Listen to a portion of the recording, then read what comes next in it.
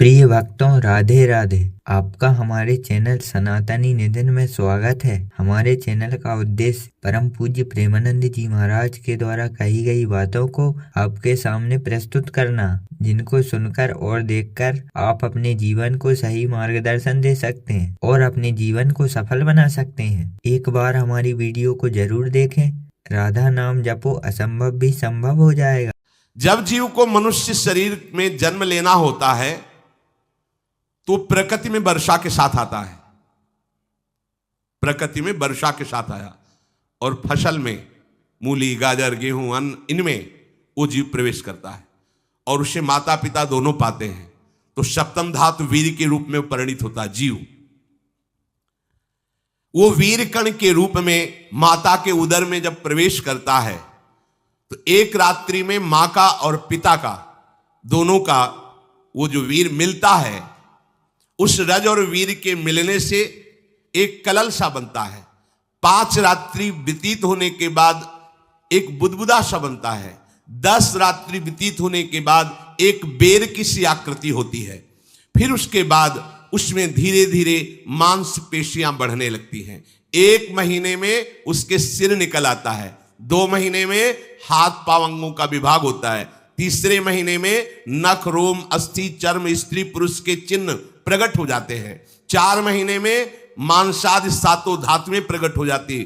5वें महीने में चेतना जागृत हो जाती है।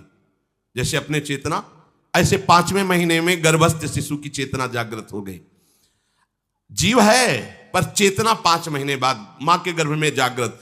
अब उसे भूख लगती है, प्यास लगती है। वहां की तापमयी जलन, पीड़ा, छोटे छोटे कीड़ों के द्वारा काटना।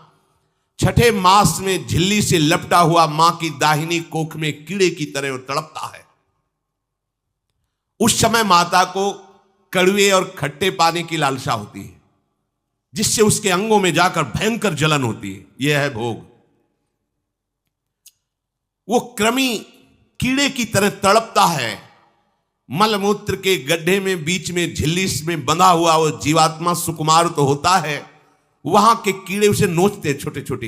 वो तड़पता है।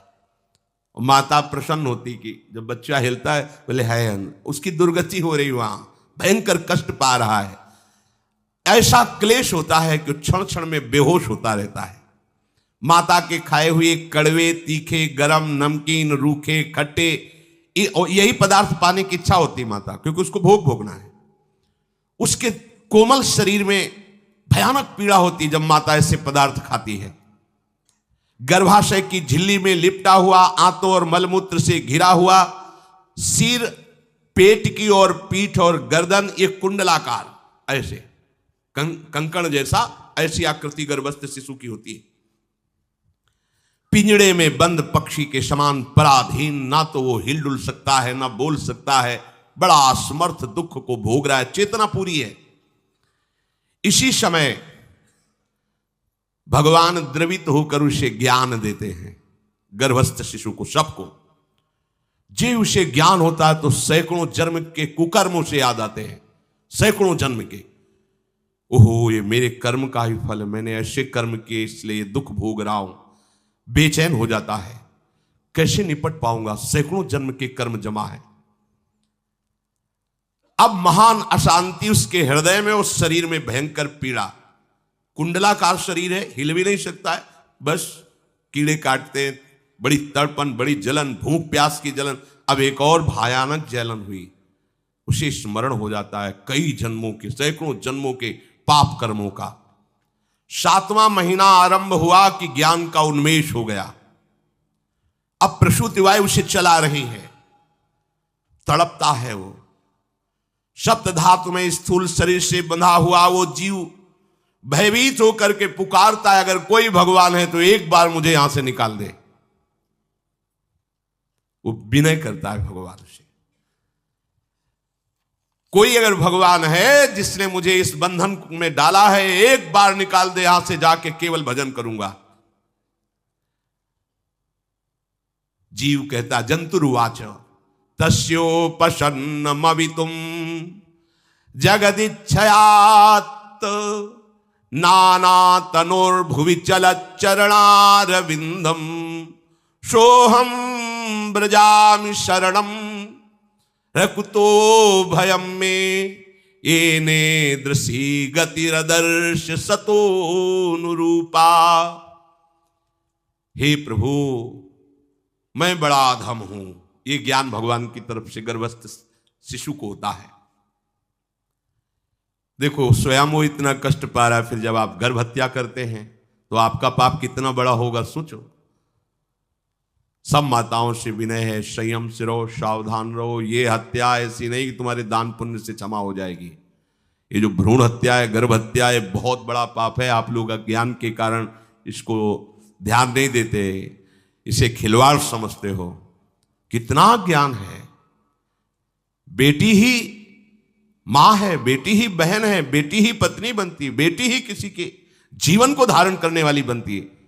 और आपने गर्भ में देख लिया बेटी है, तुम स्वयं मां होकर उसका साथ दे रहे हो, उसका नष्ट करने के लिए।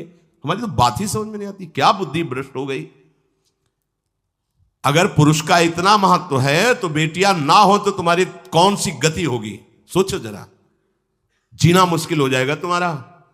तुम पुरुष किस काम के रह जाओगे। तुम्हारा अर्धांग काट दिया जाए तो तुम कैसे होगे। ये स्त्री स्वरूप अर्धांग है।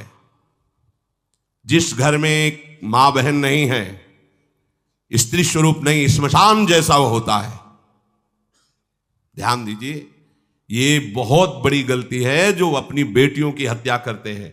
और ये वो पाप है जो अक्षम्य अपराध है। स्त्री हत्या करना शास्त्रों में बहुत बड़ा पाप कहा गया है। फिर वो तो बच्चा है, बिल्कुल नहीं। जिनसे हो गया है, श्रीमद् भागवत का सप्ताह मूल संस्कृत से सुनो और भगवान से प्रायश्चित प्रार्थना करो कि हे नाथ, भूल से गलती हो गई, दूसरा कोई उपाय नहीं। ध्यान से समझ लीजिए, तुम्हारे भ्रूण हत्या गर्भ हत्या के पाप को नष्ट करने में एकमात्र श्रीमद् भागवत समर्थ है, दूसरा कोई नहीं। कोई दान पुण्य तीर्थ स्नान तुम्हें क्षमा नहीं कर पाएगा। यह ऐसा महापाप है। अगर हृदय में जलन करके और मूल संस्कृत के द्वारा पूरी 7 दिन में भागवत श्रवण की जाए नियम से, तो भागवत समर्थ है, इस हत्या के पाप से भी आपको मुक्त कर देगी। जिनके ऐसे हत्या हो गई हो करवा लो, नहीं तो बुद्धि आगे भ्रष्ट करके तुम्हें हरि गुरु से विमुख कर देगा। ये पाप ऐसा नहीं कि तुम्हें 2-4 माला घुमाने से क्षमा हो जाएगा। ये महत अपराध है। सबकी समझ में नहीं आता, समझ जाओ, नहीं तो आप जहां भी हो वहीं से भ्रष्ट कर देगा। यह अपराध नष्ट नहीं होगा, श्रीमद् भागवत की कृपा से नष्ट हो जाएगा। यह हमें बहुत विश्वास है। श्रीमद् भागवत सप्ताह की यह है ही महामहिम। प्रेत योनि को प्राप्त धुंधकारी को सीधे भगवत पार्षद स्वरूप देकर परम पद में आरूढ़ कर दिया। केवल 7 दिन की मूल संस्कृत एक भी श्लोक नहीं छूटना चाहिए। अगर सप्ताहिकी का पारायण हो तो इस भ्रूण हत्या गर्भ हत्या से भी निवृत्ति मिल जाए। अब वो जीव भगवान को पुकारता है, मैं बड़ा नीच अधम हूं। आहा, भगवान आपने जो मुझे गति दिखाई है तो मेरे कर्म के अनुसार ही है, आपका इसमें कोई दोष नहीं। हम लोग जब कष्ट भोगते तो भगवान से कहते हैं हमने तुम्हारा क्या बिगाड़ा। भगवान ने नहीं बिगाड़ा, तू खुद देख क्या बिगाड़ लिया अपना। करो पापाचरण।